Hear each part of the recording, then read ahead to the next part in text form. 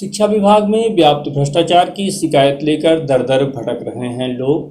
बुधवार को अलग अलग क्षेत्र से शिक्षा विभाग की मनमानी व भ्रष्टाचार की शिकायत लेकर शिक्षक रीवा पहुंचे, जहां संकुल केंद्र लालगांव में कार्यरत अतिथि शिक्षकों ने 1 वर्ष से वेतन नहीं दिए जाने समेत अतिथि शिक्षकों को अपात्र किए जाने की शिकायत दर्ज कराई। तो वहीं दूसरी तरफ अध्यापक संवर्ग की समस्याओं को लेकर कई शिक्षक जिला शिक्षा अधिकारी के ही कार्यालय में पहुंचे और अपनी समस्याओं से उन्हें अवगत कराया। लालगांव संकुल केंद्र में कार्यरत अतिथि शिक्षक कमिश्नर कार्यालय पहुंचे और अपनी पीड़ा से उन्हें अवगत कराया, जिसमें कई महिलाएं भी शामिल हैं। अतिथि शिक्षकों की समस्याओं को लेकर अतिथि शिक्षकों समेत इनके साथ ज्ञापन सौंपने पहुंचे सामाजिक कार्यकर्ता शिवानंद द्विवेदी से बात की गई, तो इनके द्वारा अतिथि शिक्षकों की समस्याओं से अवगत कराया गया। सर, हम लोग अतिथि शिक्षक में जुड़े हुए हैं। सर, हम लोग 18-19 में यहाँ कार्यरत किए थे फर्स्ट कैंडी बालक स्कूल लालगांव में। सर, पूरे सत्र वहाँ हम लोगों से काम कराया गया। वहाँ प्रभारी प्राचार्य श्री कमलेश सर थे, तो जिनके तहत हम लोग काम किए, वहाँ पूरा हम लोगों का साल भर काम किया गया। उसके बाद जो प्राचार्य वर्तमान में आ गए हैं वो उस कार्य को मान्य नहीं कर रहे हैं। हम लोग की पेमेंट पूरी साल की नहीं दी गई, हम लोग को अवैध कर दिया गया सर। और उसके लिए हम लोग यहाँ वहाँ मांग कर रहे हैं, कहीं कमिश्नर ऑफिस में, कहीं DO ऑफिस में, कहीं जांच के लिए। सर, जांच भी 1 बार 2 बार हो चुकी है। जांच में भी ये हुआ कि बच्चों से पूछा गया, इधर प्यून लोगों से भी पूछा गया, तो ये है कि हम लोग पढ़ाई कराएं बच्चों को। पूरा साल हम लोग कार्य किए हैं, उसके बाद भी हम लोग की पेमेंट नहीं हो रही है सर। तो सर, उसी मामले में हम लोगों का है कि हम लोगों का मतलब मामला जो है तो उसका निराकरण हो सर। कि जब बाकी लोग जो उसमें 27 लोग कार्यरत थे सर, तो 16 लोगों को पात्र कर दिया गया है। तो उनकी क्या वजह थी जो वो पात्र हो गए? हम लोगों की क्या वजह जो हम लोग अपात्र हैं सर? उनका ऐसा कौन सा डॉक्यूमेंट्स उस विद्यालय से प्राप्त हुआ कि वो पात्र हो गया और हम लोगों का डॉक्यूमेंट्स अपात्र बताया जा रहा है? अभी कितने दिनों की आप लोगों की पेमेंट नहीं हो पाई? सर, पूरे साल भर की नहीं हो पाई है। 1 साल जी सर। 18 से अप्रैल 19 कहाँ आप लोगों ने बात उठाई, किससे शिकायत की? सर, DO ऑफिस में जाके बात की है, JD सर से, संयुक्त संचालक सर हैं, उनसे भी बात कर लिए। कमिश्नर जो भार्गव सर थे उनसे भी बात कर चुके हैं हम लोग, पर मतलब कहीं से हम लोगों को कोई न्याय नहीं मिला सर। पूरे साल मतलब साल जिस साल कार्य किए थे वो तो बीते गया, अगला साल भी हम लोगों को बीते गया पिछला। अब ये 3रा साल चल रहा है सर। हम लोग ऐसे ही भाग दौड़ इधर से यहाँ, यहाँ से वहाँ, मतलब यही कहा जा रहा है कि जांच होगी, जांच हो जाएगी। और जो जांच कमेटी आती है वो भी बोलते हैं हम यहाँ से भेज दिए, वहाँ से कुछ नहीं हो रहा सर। समझ में नहीं आ रहा कि कमेटी कौन है? सर, BO गंगेव से सर आए थे, वो जांच किए थे।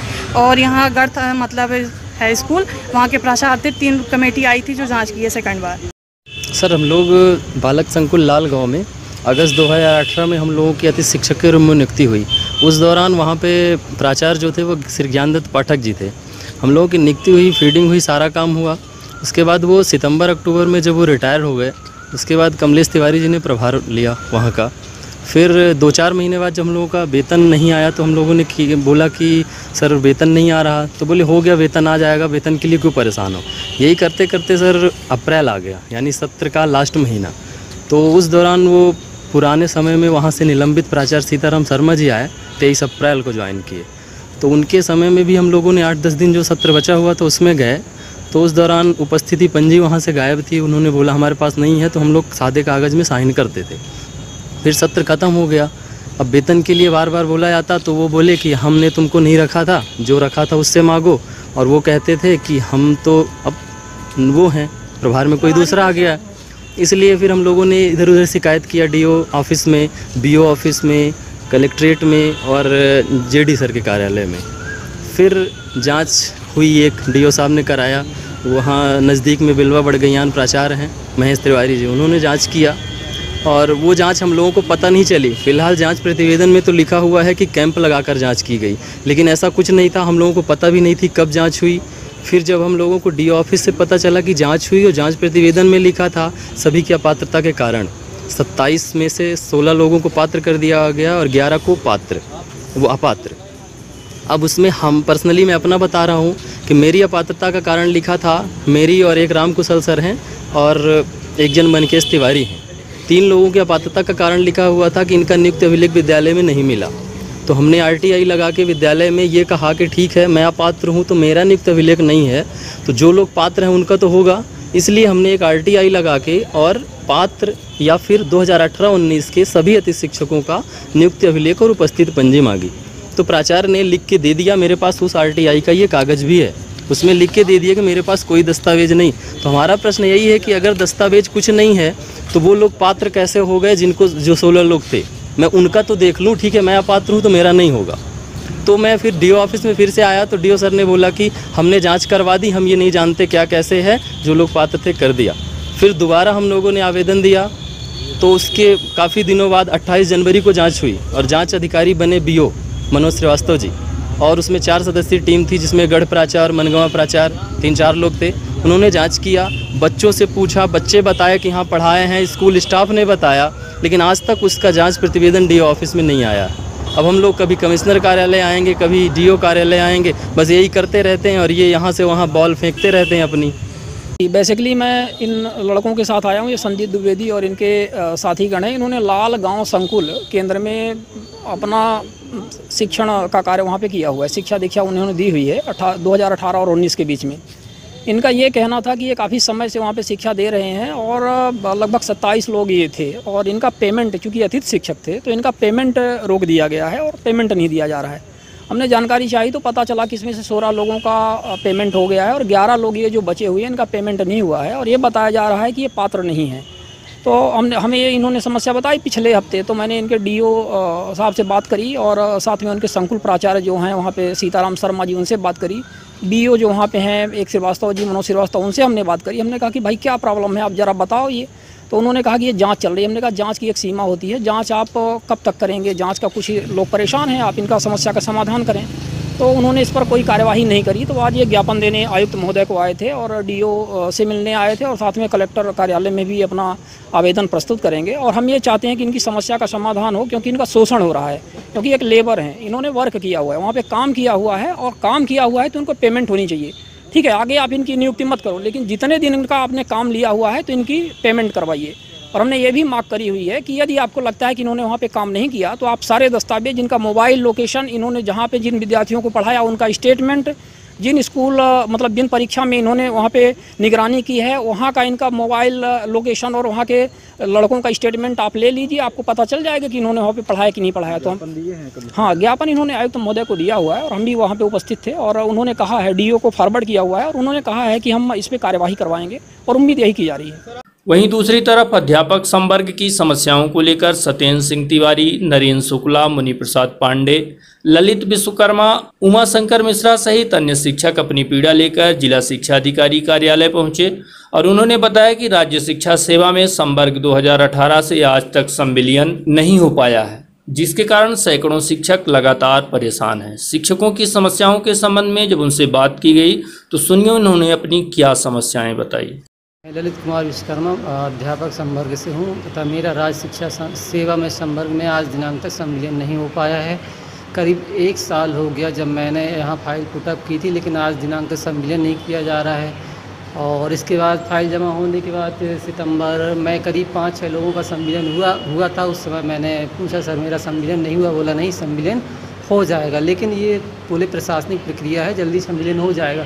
5 लोग का संविलियन हो जाने के बाद भी 1 साल बीत जाने के बाद भी आज दिनांक तक हमारा संविलियन नहीं हुआ। बार बार जब यहाँ जानकारी लेने पर पता चलता है कि ये लोग बोलते हैं कि बस वो झा साहब द्वारा दस्तखत नहीं किया जाता, इस कारण वो संविलियन फाइल रुकी हुई है। लेकिन फिर हम लोग ने झा साहब अरविंद कुमार झा जो संयुक्त कलेक्टर, उनके पास गए और निवेदन किया तो साहब द्वारा फिर दस्तखत कर दिए गए। लेकिन उसके आज उस दस्तखत करने के आज 12 दिवस हो गए, लेकिन आज दिनांक तक उनने जो है संविलियन की फ़ाइल को पेंडिंग यहाँ रखा हुआ है। और जब भी बोलते हैं कि डिस्पैच आने में दिक्कत आ रही है, जानकारी दी जा रही है। बताइए सर, 1 जुलाई को मैंने कागज़ जमा किया था, लेकिन आज जुलाई से जुलाई आ रहा है, लेकिन संविलियन नहीं हो पा रहा है, जिससे हम बहुत ज़्यादा पीड़ित हैं सर। उस संविलियन न होने के कारण हम बहुत सारी योजनाओं से वंचित हैं। वेतन में भी करीब 8,000 रुपये का अंतर आ रहा है, 8,000 रुपये सभी लोग को कम मिल रहे हैं। प्लस हम लोग का ना बीमा हो रहा ना कुछ हो रहा, पेंशन कटौती में भी फंड में भी कम पैसा जा रहा है। ये समस्याएं हो रही हैं। फिर हमारा ट्रेजरी कोड भी नहीं आया, बहुत सारी सर सामना होना। सबसे प्रमुख समस्या तो मेरा ट्रांसफ़र भी नहीं हो रहा सर। मैं जबलपुर का हूँ, 2 साल हो गया सर। घर में मम्मी पापा बीमार, ऐसे अभी 24 फाइलें हैं सर जो मेरी जानकारी में है। वो बहुत माध्यमिक शिक्षक में, हालांकि प्राथमिक शिक्षक में बहुत सारे लोग हैं, लेकिन इस तरह बताइए प्रक्रिया को रोका जा रहा है सर। लेकिन अभी तक समस्या का समाधान नहीं हो पा रहा है। बहुत दिन से यहाँ चक्कर लगा रहे सब, विगत 1 वर्ष हो गया। उस समय भी उन लोग ने 5-6 लोगों का करवा दिए सम्मिलन, लेकिन हमारा नहीं करवाया। उस समय भी मैंने जानकारी ली, सर से बोला कि आप सर मेरा सम्मिलन क्यों नहीं कराए, इतने लोग का करा दिए। बोले नहीं हो जाएगा। सर ये बताइए उस समय जब 5 लोग का कराए तो हमारा क्यों नहीं कराया? फाइल तो मैंने समय पे ही जमा की थी। जानकारी कारण क्या? कारण कुछ नहीं बताया। बोले हो गया तुम्हारा भी हो जाएगा। इस तरह से बोले कि तुम ज़्यादा जानकारी रखते हो इस विषय में, धीरे धीरे सबका हो जाएगा। ये सब बाबू लोग सबकी मिली भगत होकर कि ये सब सिस्टम हो रहा है सर। बताइए सर, बहुत ज़्यादा प्रताड़ित। आज हम लोग यहाँ डीओ कार्यालय पे आए हुए हैं। ऐसे आते तो लगता है 50 बार हो गया। ज़िले से बहुत सारे साथी लगातार फ़ोन लगाते हैं और मेरे साथ आते हैं, कहते हैं कि चलिए राज्य शिक्षा सेवा में हमारी नियुक्ति नहीं हो पाई है। लगातार यहाँ आते हैं तो यहाँ के जो बाबू काम कर रहे हैं, क्या नाम उनका, संजीव वर्मा जी। संजीव वर्मा जी आज नहीं कल नहीं परसों करके 2 साल से पेंडिंग किए हुए हैं। लोग बहुत दूर दूर के रीवा में कार्यरत हैं। सम्मिलन राज्य शिक्षा सेवा में नियुक्ति ना करने के कारण ये लोग ट्रांसफ़र से भी वंचित हो गए। वर्तमान में इनका जो एनपीएस में पैसा कटता है वो भी पैसा नहीं कट पा रहा। ट्रेजरी कोड आवंटन इनका नहीं हुआ। 8,000 से 10,000 रुपये पर मंथ इनका पैसे कम जा रहा है। इस तरह ये 24 बस ज़िले में नहीं है, कम से कम सैकड़ों से ऊपर 200 से ऊपर अभी जो पेंडिंग पड़ी हुई है फाइलें, रोज़ चक्कर काट रहे हैं।